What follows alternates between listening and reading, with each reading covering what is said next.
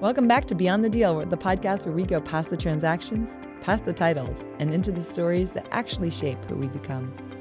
Because the truth is, success is never just about the deal. It's about what it costs you, what it builds in you, and who you become on the other side of it. Today's guest is someone who knows that journey firsthand. Michael Bresler has taken a non-linear path from the fast-paced world of hospitality and corporate into the evolving landscape of AI and operational excellence. Today, he's the founder of Broadheights, a company focused on helping organizations align people, process, and technology before rushing into automation. But like so many entrepreneurial stories, what you see on the surface is only part of the picture. Behind the work is a deeper personal journey of identity, transition, and learning how to carry forward the skills and values that don't always show up on a resume. In building Broadheights, Michael has stepped into the tension between efficiency and humanity, challenging organizations not just to adopt AI, but to rethink how they operate at a foundational level. This conversation isn't just about AI or operations. It's about pivoting when the path no longer fits, redefining success, and learning to build something that's aligned with who you are becoming. So whether you're navigating a career transition, building something new, or trying to make sense of the rapidly changing world of business, this episode is going to meet you there. I'm Lacey here with my co-host, Lauren Martin. Let's get into it. Michael Bresler, welcome to Beyond the Deal. So great to have you with us this morning. Thank you. I appreciate it. It's great to be here. Yeah, awesome. Let's kick it off with just starting with your early career life and your background, kind of where you're from and how you got started. Sure. I grew up in a military family, so that meant we moved around a lot. It set, I think, some tones in my life around military ideas, like, basically just following the status quo. And then also things like, don't question, don't, just do what you're told, right? Chain of command. And so I grew up, primarily in the DC metro area. And growing up, as a child of an Army veteran, retired DOD now, and then a mother who worked in software architecture. I think my parents, from an upbringing perspective, they were pushing us towards, getting a government job, getting a pension. Mm-hmm. And that was sort of how we were raised in a way. Don't take a lot of risks, just, retire and get some Social Security. Mm-hmm. And then, so my career, I've always had this inkling, I think my whole life, of just looking at things and questioning things. That's just always how I've been. Yeah. And I've always been looking at ways to hustle and have opportunity. And so one of my earliest entrepreneurial experiences was just selling used textbooks online. And so this was in the late 90s. This was before Amazon. Amazon was out, but it wasn't really penetrating into the college textbook market. Mm-hmm. And so, my father used to take us to this used bookstore in Silver Spring, Maryland, at the Wheaton Regional Library. And the used bookstore was essentially all the books that were out of circulation from the library or books that were donated. And every Thursday or every other Thursday, they would throw away, or really, I guess, recycle, but they would throw them away, put them in a dumpster, all the books from the used bookstore that didn't sell. And so I came up with the idea of just taking books out of the dumpster and selling them on half.com. So I started doing a lot of that stuff, so to pay for college, I was selling textbooks, and they were great. It was no cost basis, textbooks out of a dumpster, clean dumpster, by the way. It was like a recycling dumpster. It wasn't gross. And it was my first foray into business. I learned a lot. The first thing I did was I took all the books and I would post them on half.com, and I found the books that sold, the books that didn't sell. I found the price point that I wanted.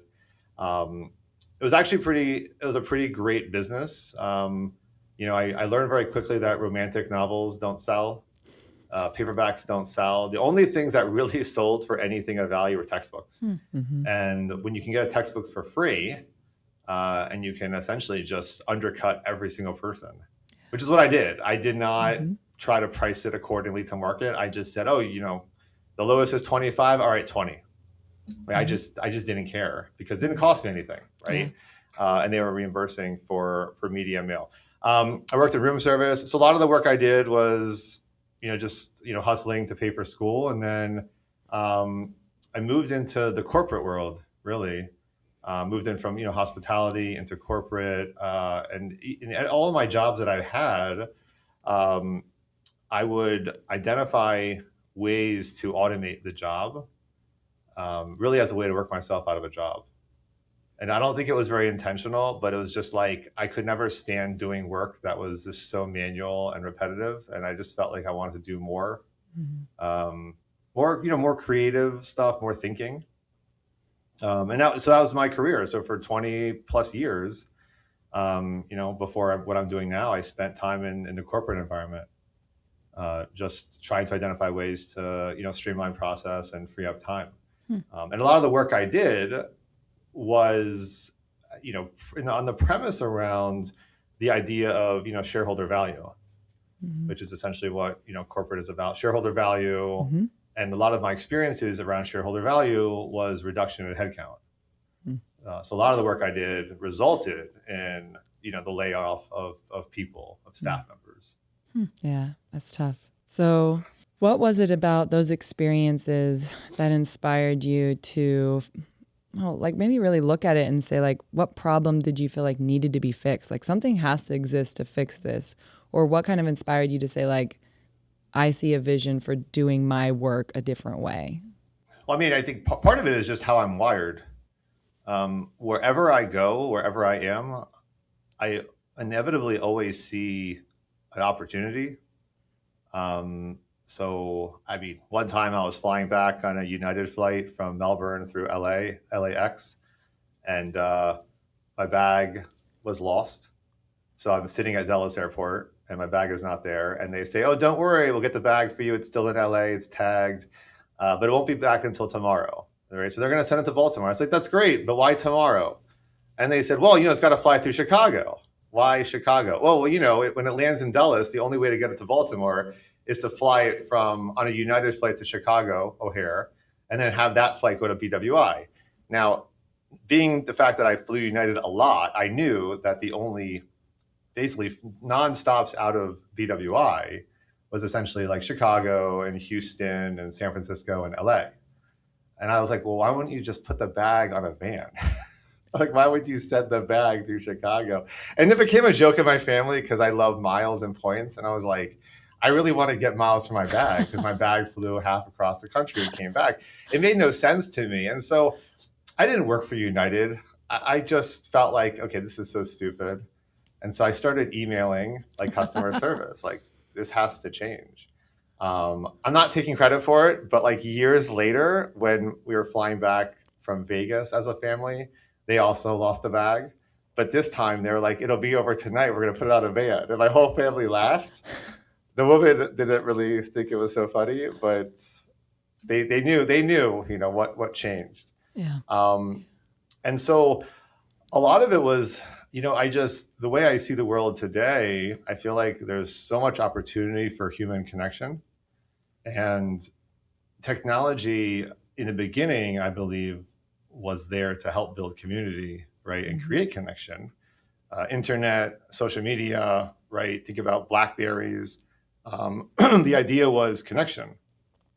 And then over time, there's this thing called, admin overload, where we just like have so much work to do. And the technology, instead of facilitating our ability to do more, it actually, kind of forces us to be behind a desk more. And so like I saw that a lot firsthand with my mother. So, she was a systems architect for Marriott.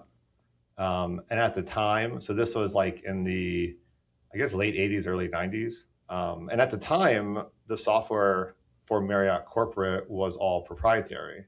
They had built homegrown reservation systems, payroll systems, things like that. And so she was one of the, system architect, but also support people. And so growing up, I remember that she'd have a pager and she would get a page at 2 a.m, and she'd get up. My father would walk her outside. She'd get in the car and she'd go to the office, right? 2 a.m, Wow. because something failed, right? And then I remember my mother was so excited. She was the first one to get a Nokia flip phone. She was the first one to get a laptop. And, again, this was like back then, if you had a phone, you had some kind of job where you need to be connected, or you probably had some money. And if you had a laptop or a computer in your house, right, these things are not like today. They're not $500. I mean, they're expensive things of equipment. And then if you had internet, that was another thing, right? And so we had dial-up, we had a laptop. We did. My mother had all this stuff. And my mother was really excited that she was going to, not have to go to the office at 2 a.m, but that she could do the work from home.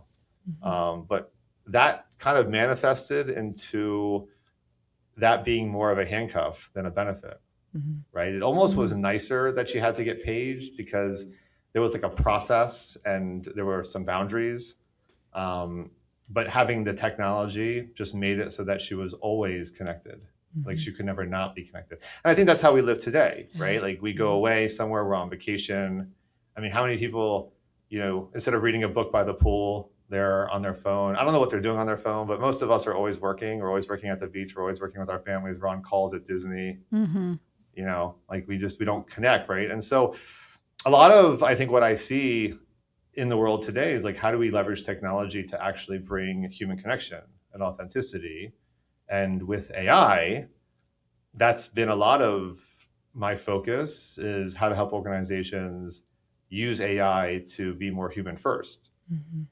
And I've been worried, essentially, that AI is just going to be that next thing that in a way impacts humanity in a negative way, right? So what inspired you to take all of that experience? Because I think that's a shared human experience, right? For any of us who grew up in a household that eventually we had dial-up internet.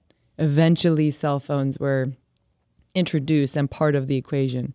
But I remember my parents had a honkin' thing. I mean, it was like a book. And they would carry it in the car for an emergency, right? Like you only called it if it was a true emergency, because they paid for every second or minute or whatever, right? Like this massive thing. But that was such a big deal then, right? To have something like that was a big deal. But now today, to your point, it is how we all live, and we don't even think twice about it most of the time. So what inspired you to launch into your own company, Broadheights, out of these realizations about the human experience and work and what it's like to navigate the impact of technology, positive and negative, and incorporate that into how we live and work? What was kind of the push point that got you to the point of making that jump? What inspired you to do that? What does your company do and why? Give us a little bit of that kind of part of your story. For sure. It's a great question. It didn't happen overnight. It's like a long series of events. I would say my first shift in my mind happened in 2012. So my father-in-law passed away from brain cancer, and it was an interesting time, right? I had already been married in the family for 10 years. We had little kids, and one of the things he used to always say, he was 58. And he would say, one day we're going to go on family vacations. One day we're going to do this. One day we're going to do that. Right. He loved working. He was a great father, great husband, great grandfather. Right. But he never took that plunge to have those family experiences.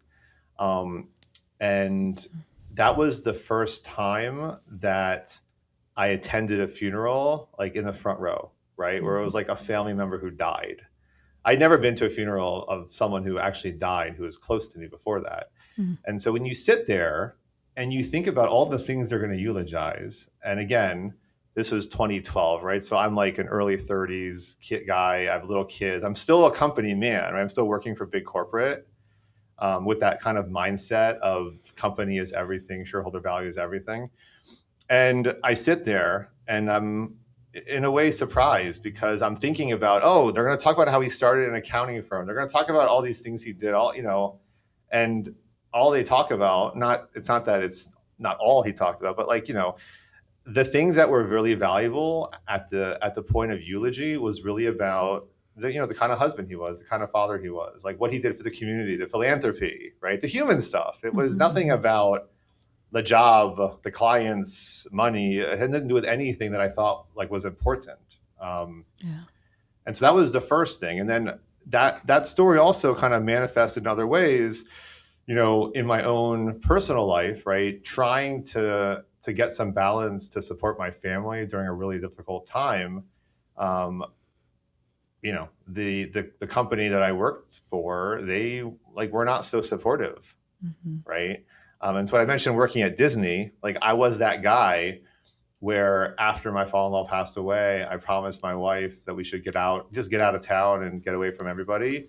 And we took the kids to Disney World, right? And I was the guy on the phone basically having project meetings because, I was told that, they needed me to work, right? And I was asked this question, which was basically, sometimes you have to pick between family and career. This is what I was asked, right? When I had this conversation with a manager of mine. And so I said, well, I pick family. And so it was like the first time where I picked something. Like before that, it was all just, a profession of convenience. You get promotions, you can make money. And it was the first time where I really decided, like, no, you know what? This person died. What's it worth that I'm coming to work? Like, I'm going to miss the vacation for what?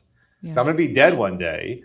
And are you going to show up to my funeral and tell me how I saved this company, millions of dollars? No. Right? Like, I'm just going to be like, I'm in a memory, right? And so that was like my first point. That was 2012. And then, the second piece, the second time was really a little before COVID. So my wife had a surgery and then a bunch of infections. And she, according to the surgeon, almost died after like the third infection, or I think the second infection. I don't remember. But it was a really, really tough time. It was during COVID also. And like the thought of losing her really pushed both of us to be more like, we really need to spend more time with the family. We need to be more focused. Look, there's a push and pull, right? Because you can't just like not work. Right. Yeah. But you have to start making you have to have some priorities in your life, right? Yeah. And so she's my wife's a teacher, and so she was also working in the summer. And so with that experience, she quit her summer job. Yeah. And then every summer we started to take like some vacations. And by vacation, I was still working. And that's where when you kind of take the full cycle, I did also say that technology can be bad because it doesn't provide balance. But at the same time, because I could be remote, because I had technology, I could be with the family on a highway in the middle of America and still be on a call, right? Yeah. And so like that's also a beautiful thing, but it's really about intention. And so, we've with my wife, kind of driving all of this because she's really good at this kind of stuff is, basically from Baltimore, we've driven to all the states in the US. Wow. Right. So we haven't been to Hawaii yet, but like we drove to Hawaii, we drove to Alaska, a couple of summers ago. Cool. From Baltimore. So, we've done a lot of stuff, but people ask me, how do you do it? I said, well, I worked in the car while she drove. Yeah. Right. So there's like, in one sense, technology, can be like a difficult thing because it can drive you into areas where it takes away. But I think used with the right intention, I think technology could be the most amazing thing, because if I didn't have technology, we would never have gone to all those states, because there's no way I could have, been out of the office for 6 weeks. Right. So that was number 2. And then number 3, I guess, would be the kind of the release of AI as a B2C product. Right. Yeah. So, I was already in many people. AI has been around for like 20 something years. Yep. And before ChatGPT came out, right, so November of 2023, I had already been working in the AI space. In the company I was with, we did a lot of work around leveraging AI, machine learning, robotic process automation, right? It's all just about programming computers to do predictive things that humans would do, right? Mm-hmm. But it was all big business. It was all big enterprise, right? And so consumers weren't going out and buying like these large licenses to get access to these tools, but companies were. And so we were using these tools. And when ChatGPT came out, I saw, not immediately, but I saw this kind of change in the world. Another like inflection point of technology impacting humanity where there is no roadmap, there are no guardrails. People have no idea what they're going to do with it. I mean, I have no idea what to do with it. Like, no one really has any idea. And I say that, because really the reality is, and I think Steve Jobs said this the best, which is that the people who created the world we live in today are no smarter than us, right? So Gates and Musk and Bezos, like, they just saw a problem and decided to have the courage to solve it. They're not like actually smarter. And I believe that. And so, with the AI piece, the first thing I started seeing with AI as it came out was, the schools had no idea what to do with it, right? Schools were banning it. New York City, within like a couple of weeks of ChatGPT coming out, like banned it from not only students using it, but from faculty using it, right? Everyone's thought it was like a threat. And at the same time, I have two boys, and so I guess they were, how old? I don't know, 16 and 12, or so 16 and 13. And they started using ChatGPT, right? Like, I wanted them to use AI, I wanted them to learn, I wanted them to be responsible. And we would have conversations in the house. Like, the school would say, you can't use it. And I would say, you are going to use it. I don't care what they say. My wife would say, well, what happens when they get suspended? I was like, try to suspend them. Like, this is stupid. Like, they don't really know what they're doing. And so I think one of the turning points in that was just the realization that there are so many people out there talking about AI as this magic wand. But really, in my experience around humans and process and tools, that really AI is just a tool, right? AI is not going to come in and solve all your problems. And that there are too many people, whether it was like the noise of people who created or have like a platform, right? Like the founders of AI companies, or just the CEO who went to a conference and heard, oh, you should be using AI, right? And this is starting to happen a lot more in 2024. But I would say, I give credit really to my now 20-year-old son as far as why I made the jump. So he's number one. He's my first credit for my journey. And the reason why was because he used to ask me all the time, like, why I didn't do something with the internet. And my response was always, well, I was in high school, I was in college, like, I was always my excuse that I told myself, right? And one time he said to me, like, Sergey Brin was only, a couple years like younger than you, right? And, he started Google, right? Wow. And so he would say things to me like, there were guys who were my age back in the day who did these things. And so really saying that, like, I was this age, or like, there was really no excuse. And he would call me out on it, right? And so that was, I think, one piece of it was just having someone there kind of say, like, listen, there was an opportunity and you missed it, and that's okay. And it also made me start to realize that the internet was something that had happened, but AI was going to be, I thought, maybe bigger than the internet. And that I didn't want to have the regrets of like, okay, now what, like, what if, so I missed the internet. What if, like, many, many years, like, oh, I didn't do what I want to do with AI. And so the second thing, which really got me thinking about it, was, Jeff Bezos was also interviewed on a podcast, but this was like back when he was like skinny and he had a little bit of hair, and he was kind of like the dorky founder, not like I kind of see him as I don't think he's a villain, like in the way of a villain, but he like kind of looks like a villain to me, like, the tight black shirts, and he's kind of built, and he like got another wife. No offense to you, I don't know you, but I'm just saying how I view you. But he had this podcast where he talked about the regret minimalization framework. And essentially it was his story of how he decided to start Amazon. And his story was basically that when he thought about creating, Amazon on this thing called the internet, that's what he called it, a thing called the internet. Because back then, like no one really knew what it was. Right? There's so many questions. Yeah. He said he thought about what his life would be like as an 85-year-old. And he said to himself, if he started Amazon and it failed, right, would he regret it as an 85-year-old man? And he thought to himself, no. Yeah. But then he thought to himself, when he's 85, if he didn't start it, he would have always had this like what if regret of what if I didn't try this thing called the internet? Like what could have life been like or been different? Yeah. And so I really just took that to heart. So between that, I mean, there's obviously a lot more thought. You talk to your wife about like leaving a job, different things like that. There's a lot more conversation, but that was kind of in my mind of my turning points of just, I think death and mortality really change how you perceive life. And so I think that's really what was the underpinning for why I wanted to go out and do something that I really wanted to do, because I realized that life is really more about legacy, and you have to think about what legacy is. And so to me, I'm trying to create like a positive legacy. I heard this saying, I don't know who said it, but someone said, everybody has two lives.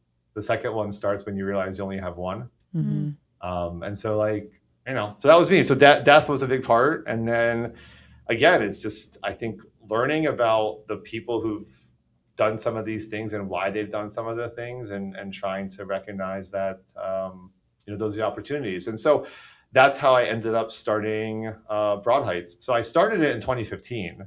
It was a side hustle.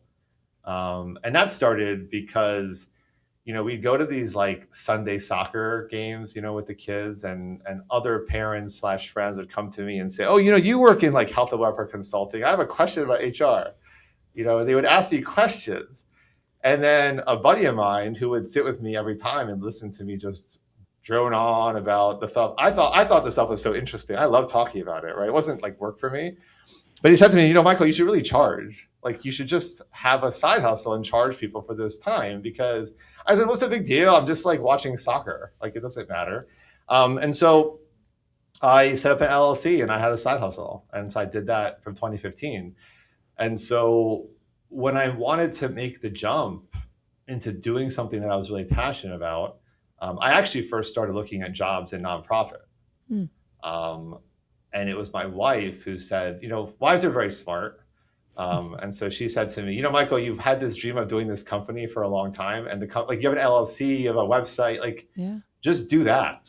Like, why are you going to go work for somebody else? You're not going to be happy working for someone else, because the same kind of stuff that I just talked about is all the stuff that happens in every organization, right? Nonprofit or for-profit, you all have that, right? People, you're hoping you're working for a mission, you're hoping you're building legacy, but at the end of the day, like, it's about minimizing the regret at the end, right? And it was actually just reinforced to me very recently. My father, he took ill, and we got the call from my brother who said, you need to come now because the doctors are saying he may not make it tonight.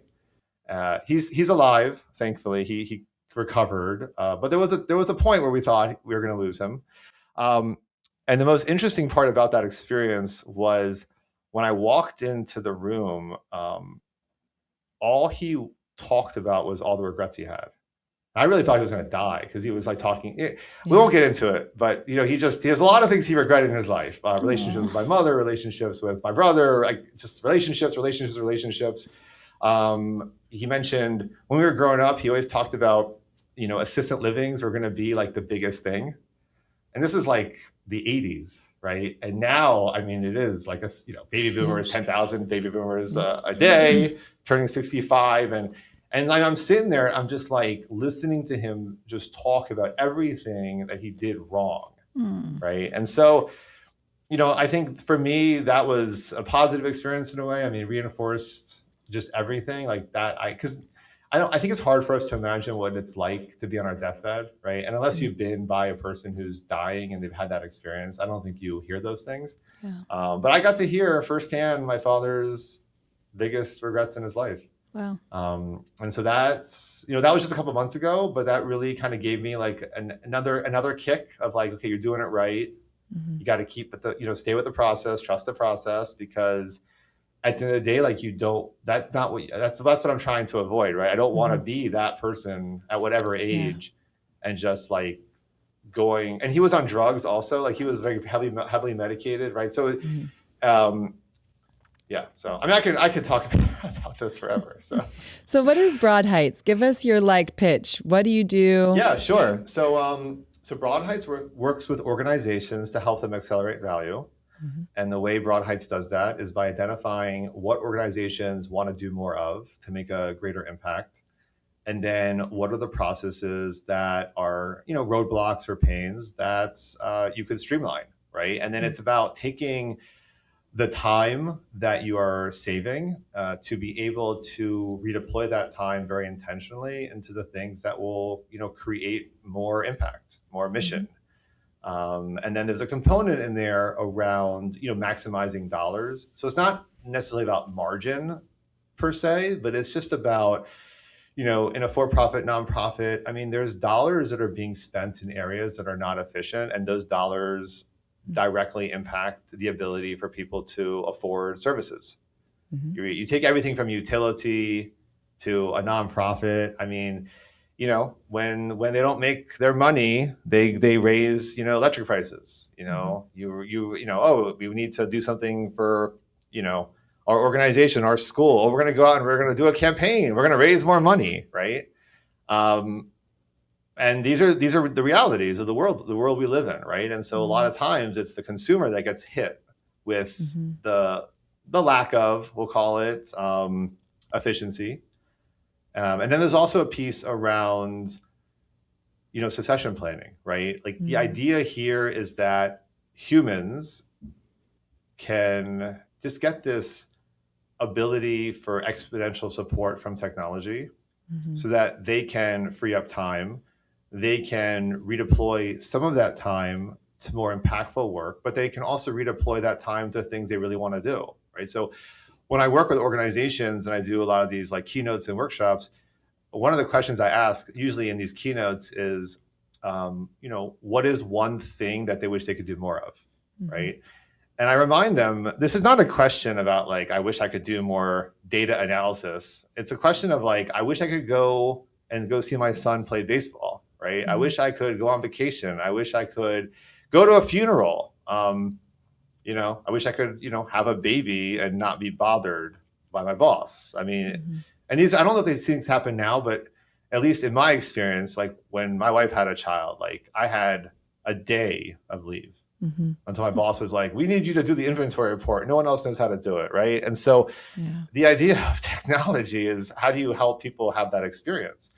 And so that's what Broadheights does. And the focus is working with organizations who align in that mission. So it doesn't have to be nonprofits. It's just organizations that want to create a bigger impact with their staff and, be able to create more value for their staff and their customers. Yeah, I love that.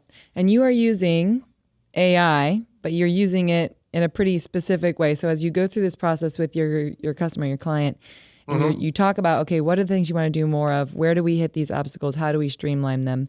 How do you then turn that into the processes and systems? And how do you integrate AI? And kind of what's your philosophy around that balance of the good and challenges of technology?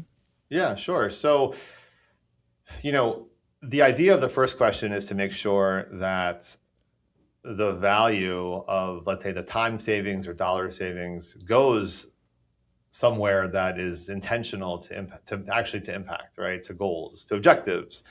I see a lot of this time saving happening now, or people talking about time savings, and that's really not an outcome. That's more of like an output of the, a solution, right? But the outcome really is what did you do with that? What did you do with that time?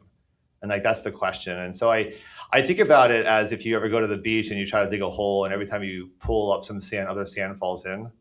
Like that's how I see AI working in a lot of organizations, right? Like they brought in AI and now people are saving time, but they never really were intentional about what they're trying to accomplish. And so now as they freed up time, instead of being able to, spend some time with their family or, I don't know, garden or sleep or whatever they want to do, they now have other things that are just, I don't know if they're important. Are they important? Are they urgent? Like, I have no idea, right? And I don't think they know either.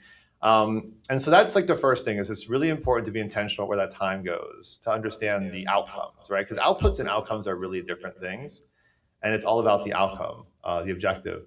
And then the second thing is identifying some of these pain points. And that's a whole process in itself. But the goal there is really just to identify the root cause, right? The process itself, or what's perceived as the problem at multiple levels of an organization, the goal is to really figure out what is the problem, what is the root cause, and then how to solve that problem, right? And this is where you get into systems.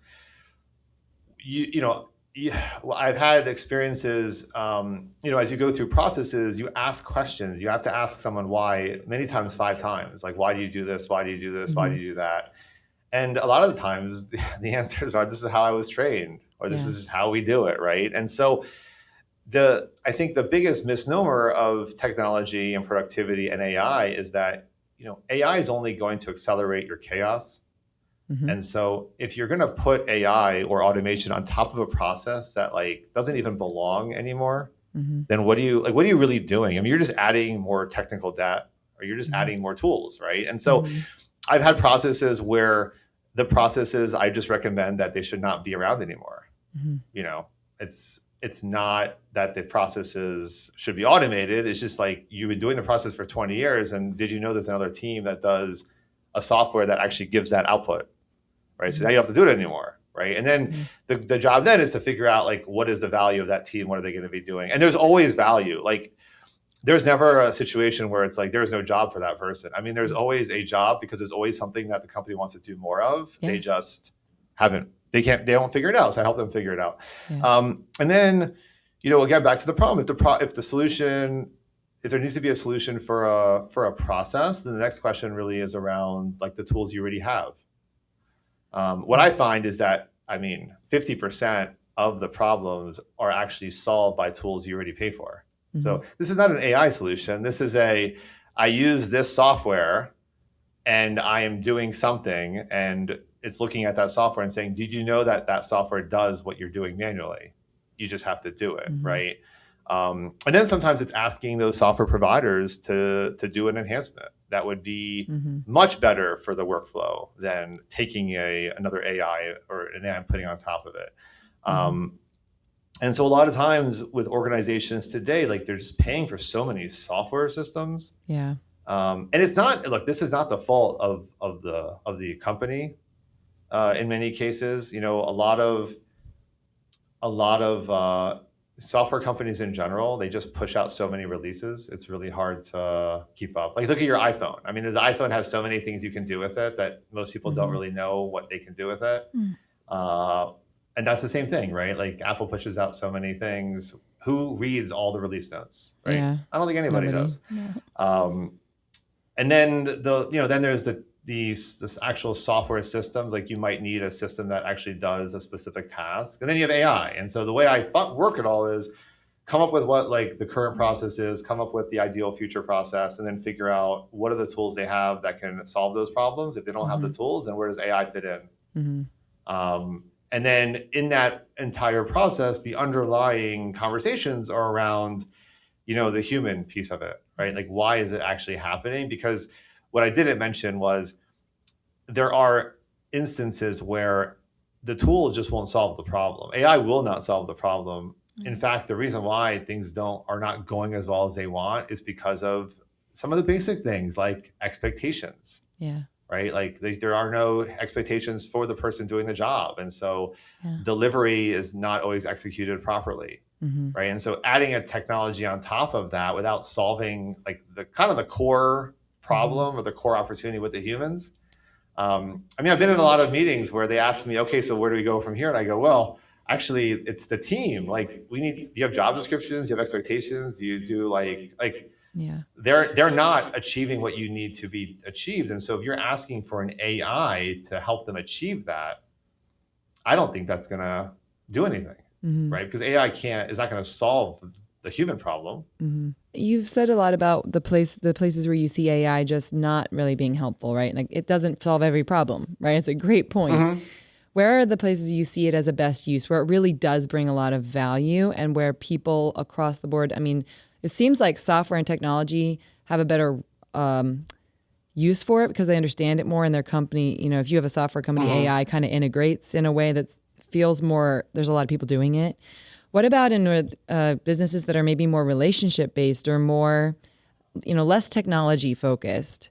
How do you see AI? What are some of the best uses you've seen for AI to help businesses really accelerate their growth in a positive way? Yeah. So look, AI has tremendous potential, right? When I'm talking about these processes, there's a lot of opportunity to transform processes, right? But there are a lot of AI use cases that can help any organization. And so I think the first thing to do is really to focus in on where AI can help you support your back office so that the humans can go out and do more, right? And so when you talk about accelerating value, sales teams, biz dev, people who are raising donor dollars, a lot of their inclination is to use AI to help do outreach. And really where the value is that the human should do the outreach, the human should get the coffees. Yeah. But inevitably all those teams are doing like some kind of synthesis with Excel spreadsheets. They're doing something where,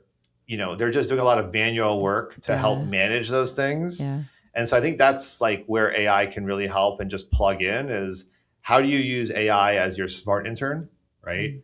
And so AI has really like two main uses at the high level. So one is to be a thought partner, right? So using AI to come up with any type of output, right? It could be a marketing plan. It could be a business development plan. It could be a 5-year strategic plan, right? But the key though is that the AI is only as good as the person using it. And so, it's not going to be like, a regular person is not going to necessarily get like the best marketing plan, but a person who knows marketing and uses AI will exponentially get a better marketing plan because they'll know what to give it, which takes a little bit of time to learn, but they'll know how to interact. And then they'll also, when they're reviewing it, they'll be able to say, oh, this makes sense. This makes no sense, right? AI is really good at creating this kind of sense that it knows everything. Yeah. Right. But AI is not actually intelligent. AI is just predictive. So it's just predicting things that it thinks will be the right answer. Right. It doesn't know the right answer. And so that's up to humans. So the thought partner piece is, I think, a really important one. And the second one is, we'll call it a smart intern. We would all love to have an intern, right, help us do some work. And so the opportunity to accelerate is like, what are the things you're doing now that, really a system wouldn't do for you, right? There aren't systems or some companies that are smaller, like you can't afford, there's no ROI to buy like some hefty, let's say, data analytics platform, right? So you can use AI to synthesize data. You could use AI, like if you did, let's say, a client survey, right? You could use AI to synthesize all the survey data. You could then use AI to come up with, okay, what are the themes in this survey? Okay, what are now the things you're going to do next quarter to help to, tackle some of these themes, right? And then, I want to provide a presentation now to my boss, right? Like, I want to now do collateral so I can, develop some marketing communication materials, right? So there's an entire journey that can happen. But since I did mention, uploading survey data, I do want to mention that with AI, one of the critical pieces as well is just making sure that you're thoughtful about which licenses you're using and, how you're using them for what use cases. And so, just want to make it clear that, as you're using AI, it's really important to, if you're going to upload any kind of like financial data or anything that requires privacy confidentiality, you'll definitely want to be in some sort of enterprise platform that, and they all do, like Microsoft Copilot, Google Gemini, they all have, encryption and privacy compliance similar to your Google Workspace or similar to your Microsoft. So I think you definitely want to be in those types of systems, especially in a work environment.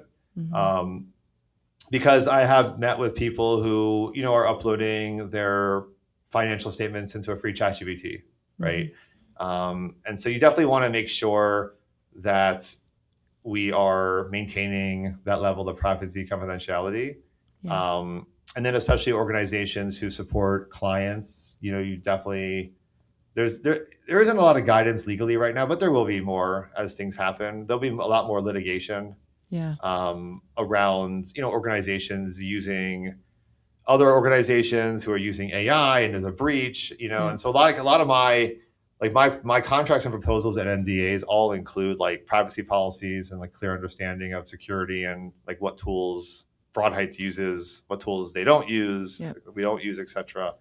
But yeah, look, so I would say, thought partner and smart intern are like the two things that anyone today could just, get a license and start doing some things with that. I think Yeah. that's like the most valuable uses. Mhm. And then the key again is just it's not really about how do I use AI. It's more about like, what are the things I want to solve? And then figuring out, if AI is the solution.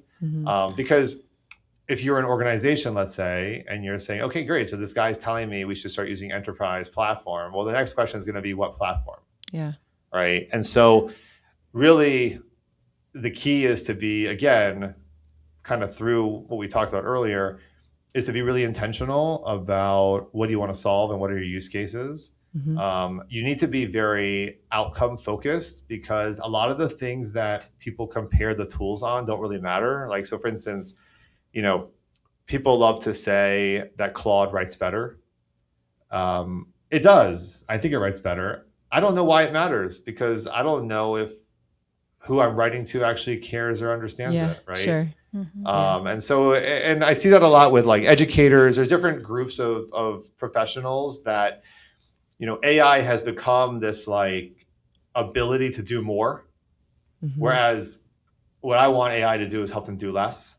Yeah. Right. Because a lot of the things that we could be doing, we don't do because we can't do. Yeah. And AI gives us an opportunity of convenience to do more. So for instance, take this podcast, right? Like with AI, you could do so many things, right? To like clip it, there's all these tools you can use, synthesizing. But the question is like, does your audience care? Yeah. Right. And so like, why would you do that just because you can?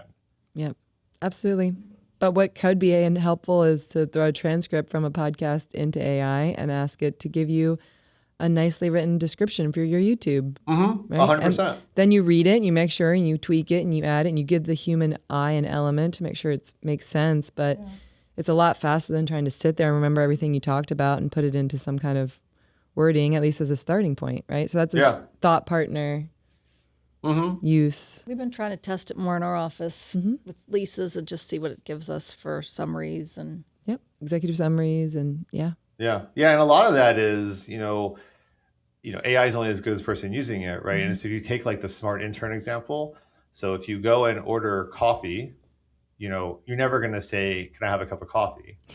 Right. True. And so like, that's some of like the iteration of what I see when I'm working with organizations on helping them use AI is it's not as simple as like, for instance, when you're talking about, summarizing, right? It's not necessarily as simple as saying, here's my transcript, give me a podcast summary, right? I mean, it could be, but if you really want something that's going to be close to what you would want, it would be training, right? It would be being able to give it, here are my last transcripts and here is the actual descriptions that we wrote that we liked. Yep. So that you can kind of get the sense of like, what are you cutting out? What are you not cutting out? Yep. And I think that's just an important point, I think, for the listeners here to understand that the more you give it, the better outcome it's going to give you.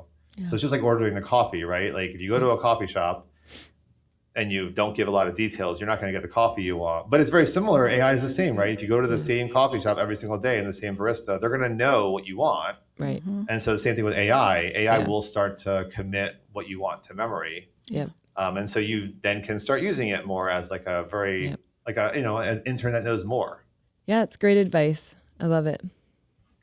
Well, Mike, I have 2 quick questions to wrap us up here. We're here close to the end of our time together, but just real briefly, what would be your number one piece of advice that you would give to companies that are trying to integrate AI in their businesses? They're like, okay, I've heard about AI. I'm kind of playing with it.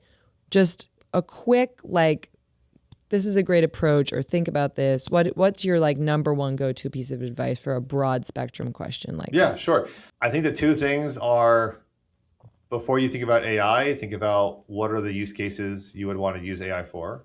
And the second thing would be look at the technology you already have. Yeah.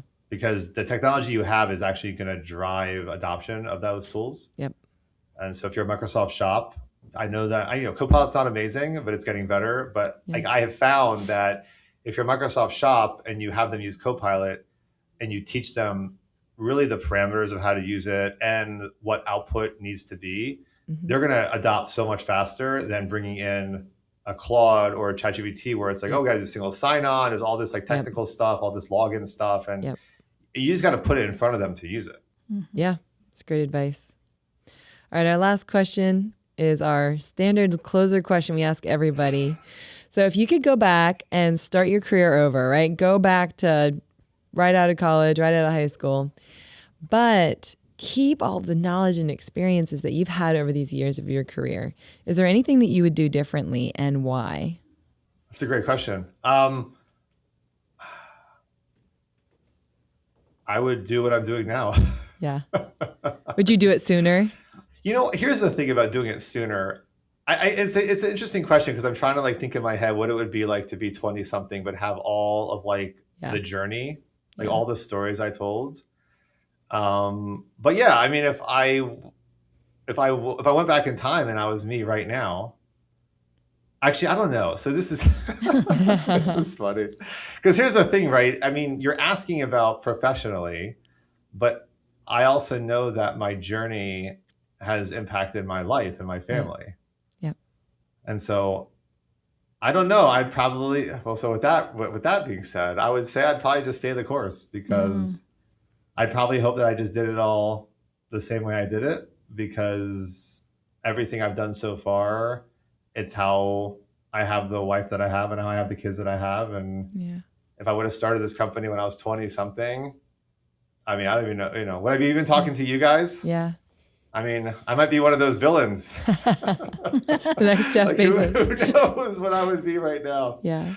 But it's a great question. I always think to myself, it's funny, people always ask me what my regrets are. And I always tell them I don't have any regrets because, you look back, if you look back at your life, you start to realize that everything that happened, whether it was good or bad, was actually supposed to happen. Yeah. It's part of the fabric. Yeah. So, yeah. Awesome. Well, Michael, thanks so much for being with us today. It was great to have you. Yeah, thank you. Thank you guys. Nice Appreciate speech. it. And I'll see you in person soon. Yeah, we'll look forward You're welcome to that. anytime. That's it for today's conversation with Michael Bresler, founder of Broadheights. I hope you found his perspective on operational excellence, AI, and navigating career pivots as insightful and thought-provoking as we did. You'll find all the links to connect with him and with us at SB & Lattice in the show notes. Thanks for hanging out with us on Beyond the Deal. Until next time, keep going, keep growing, and keep building your story.